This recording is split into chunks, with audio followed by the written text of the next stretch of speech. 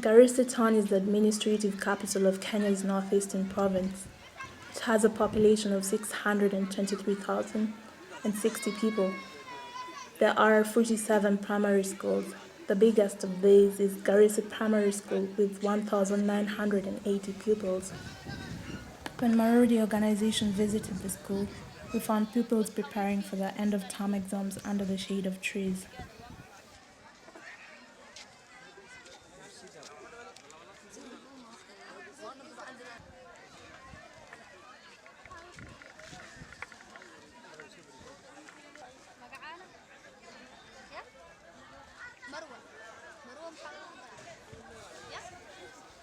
The headmaster explained that heavy rains had washed away roofs from the classrooms.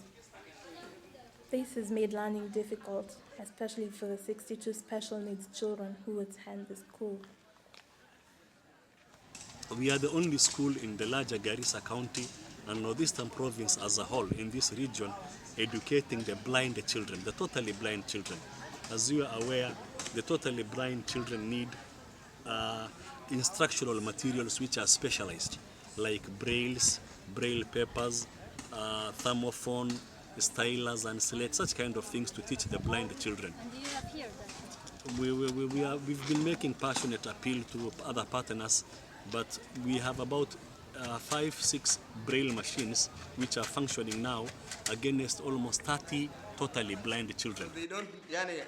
They don't mean that if a blind person can learn something, can be an educated person, then a blind person can be a lawyer, can be a minister, Yes. but can be a teacher, can be a doctor, but the society does not believe. They neglect them. So sometimes we need public creating awareness. We want an awareness, Public creating awareness, but the difficulty is money.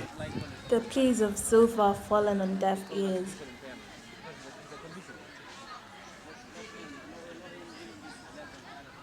We have children who are mildly mentally retarded. We have quite a number, about 57 of them, who are physically handicapped, who are using wheelchair and who cannot access such kind of a place using their wheelchair.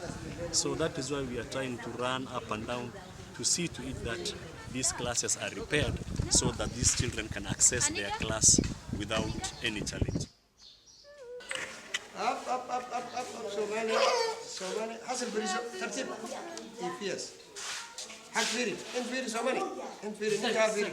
فيري نكا فيري. نكا فيري. نكا فيري نكا. نكا فيري. Yes.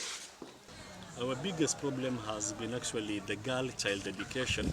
As you are aware, the community is predominantly nomads. So we've been actually running up and down the parents through many other formal meetings to see to it that girls are brought to school. This is the only actually empowerment we can give to our young girls. Only about half of the pupils who start out in primary school ever make it to secondary school. The challenge is to increase these numbers and to encourage girl child education.